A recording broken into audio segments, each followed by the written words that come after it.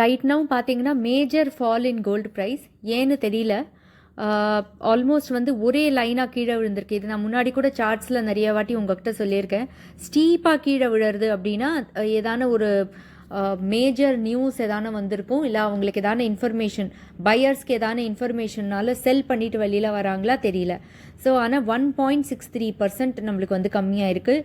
ஐஎன்ஆரில் கூட கிட்டத்தட்ட 1.57 1.63 தான். ஐஎன்ஆர்லேயும் சரி யூஎஸ்டிலையும் சரி ஒரே லெவலில் ஃபால் இருக்குது. ஸோ இது வந்து நீங்கள் நாளைக்கு கன்சிடர் பண்ணலாம். நாளைக்கு யாராவது வாங்கணுன்னா ஒரு ஸ்மால் லெவலில் இப்போவும் வெயிட் பண்ணுங்க தான் சொல்லுவேன். பட் ஸ்மால் லெவலில் வாங்கிக்கோங்க. நாளைக்கு வந்து ரேட் வந்து நல்லா கம்மியாகுது. ஏற போகிறதுன்னா அதுக்கு அடுத்த நாள் நாளைக்கு நைட்டு பார்த்தீங்கன்னா நைட் வரைக்கும் இது எப்படி இருக்குன்னு பாருங்கள். இன்னும் ஃபால் ஆகுதுன்னா அப்போது நீங்கள் வெயிட் பண்ணி உங்கள் செட்டு பே பண்ணணுன்னா நாளான்னைக்கு கூட பே பண்ணிக்கலாம். பட் இப்போதைக்கு நாளைக்கு பார்த்தீங்கன்னா இன்றைக்கி யாரும் பே பண்ணாதீங்க. ஏன்னா நாளைக்கு நல்லா விழ போகிறது. காலையில் ஒரு வாட்டி 8:30க்கு பார்த்துக்கோங்க. ஃப்ளக்சுவேஷன் நிறைய இருக்குது. ஒரேடியாக ஸ்டீப்பாக விழுறதுனால நம்ம கேர்ஃபுல்லாக இருக்கணும். ஸோ 30 years 40 years நம்ம டேட்டா பார்க்கணும் அப்படின்னா இங்கே வந்து டே 1க்கு பதிலாக நான் வந்து இங்கே 10 yearsனு போடுறேன். இப்போதைக்கு 30 years போட்டால் இது இப்படி வரும். பார்த்தீங்கன்னா 2000 லாஸ்ட்டில் இருக்கிற 2 வருஷம் வந்து ரொம்ப மேலே போயிருக்கு. ஸோ இது கன்சாலிடேட் ஆனதுக்கப்புறம் தான் திரும்பி மேலே போகும். இதுதான் 30 years டேட்டா. பட் இது கிளியராக இன்னும் நல்லா புரிஞ்சுக்கணுன்னா அது என்ன பண்ணணும்னா 5 year போட்டிருக்கேன் பாருங்கள். 20லேருந்து 23 வரைக்கும் அப்படியே ஸ்டேபிளாக இருந்திருக்கு. ரொம்ப ஜாஸ்தி ஏறி இறங்கலை. கிட்டத்தட்ட அந்த 2000 மேலே ஏறி கீழே இறங்கி அப்படி தான் $2,000 per ounce அதுலேயே தான் இருந்திருக்கு. பார்த்தீங்கன்னா இது வந்து 5 year டேட்டா.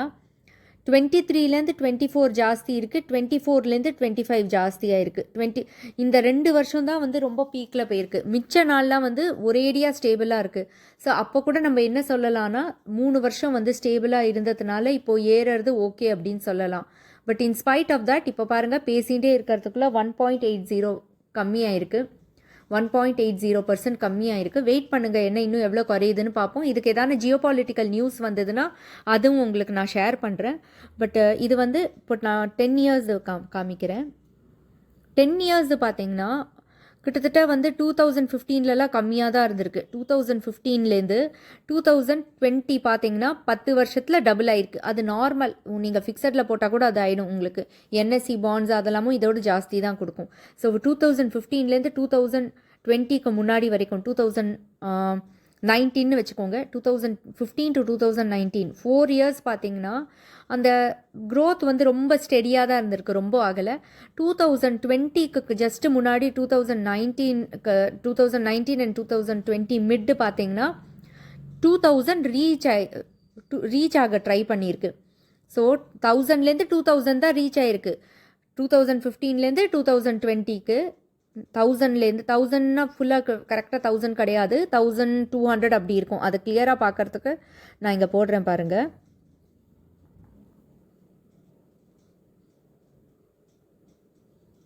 ஸோ இப்போ உங்களுக்கு இது கிளியராக தெரியும்னு நினைக்கிறேன். ஸோ 2010ல் பாருங்கள் அரவுண்ட் 1500 ஆயிருக்கு.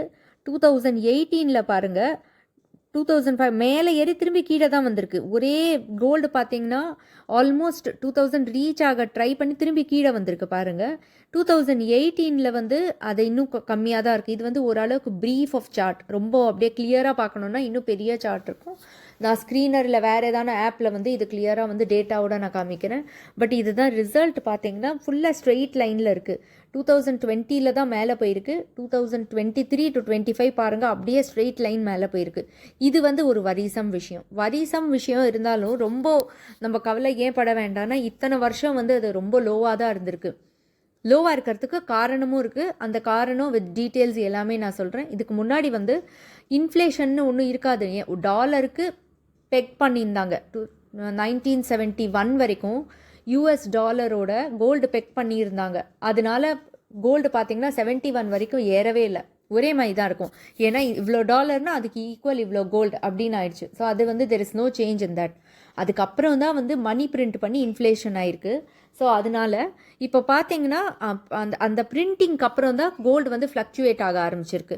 ஸோ இது கிளாரிட்டி இப்போது இந்த சார்ட் வந்து உங்களுக்கு ஏதாவது டவுட் இருந்து தான் நீங்கள் மெசேஜ் அனுப்புங்க. ஃபர்தர் வீடியோவில் இதை இன்னும் டிஸ்கிரைப் பண்ணி இன்னும் ப்ராப்பராக எக்ஸ்பிளைன் பண்ணுறேன்.